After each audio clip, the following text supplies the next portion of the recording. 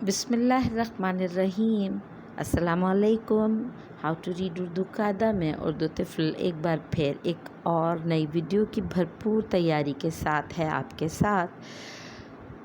अपनी पिछली 3 वीडियो से हम उर्दू ज़बान में इस्तेमाल होने वाले आराब या अलामात की तफसील जानने की कोशिश कर रहे हैं।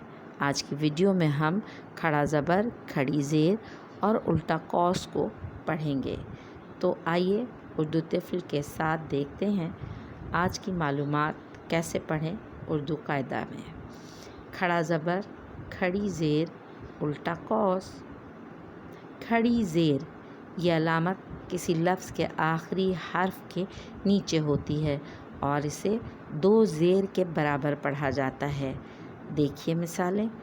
ये जितनी आखिरी लफ्ज़ के आखिरी हर्फ के नीचे एक अलामत छोटी सी दी हुई है जो खड़ी ज़ेर कहलाती है। और इसको पढ़ेंगे कैसे? 2 ज़ेर की आवाज़ से। अलैहि व आलिही अस्हाबिही। चलें आगे चलें। उल्टा कौस ये छोटा सा नून, इसको हम उल्टा कौस का नाम देते हैं। छोटा सा नून किसी भी लफ्ज़ के ऊपर होगा तो ये उल्टा कौस कहलाएगा। किसी लफ्ज़ के दरमियान में हर्फ नून की मौजूदगी हो और उस हर्फ पर अगर उल्टा कौस बना हुआ हो तो उस हर्फ को नून की आवाज़ के बजाय गुन्ना करके पढ़ा जाएगा। आइए मिसालें देखते हैं। उल्टा कौस ये बताया हमने आपको कि छोटा सा नून जो है इसको हम उल्टा कौस कहेंगे। यहाँ लिखा हुआ है दानत, लेकिन इस उल्टे कौस की वजह से हम इसको पढ़ेंगे दांत।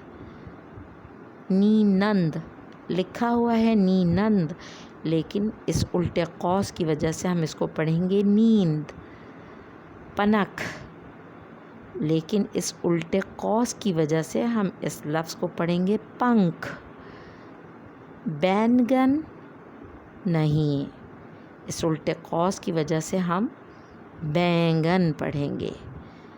चानप बिल्कुल नहीं, उल्टा कौस है नून के ऊपर, लिहाजा हम इस लफ्ज़ को गुन्ना नून की आवाज़ से पढ़ेंगे चाँप। एक बार फिर पढ़ लीजिए।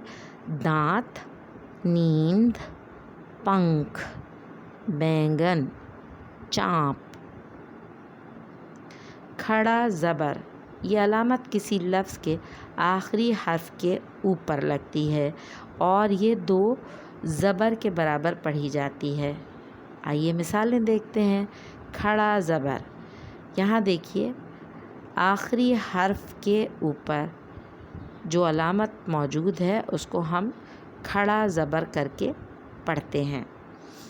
अच्छा, यहाँ जितने लफ्ज़ लिखे हुए हैं उन सब का इख्तिताम छोटी ये पर हो रहा है, लेकिन हम उसे 2 ज़बर की आवाज़ से तब्दील करेंगे खड़ा ज़बर की वजह से।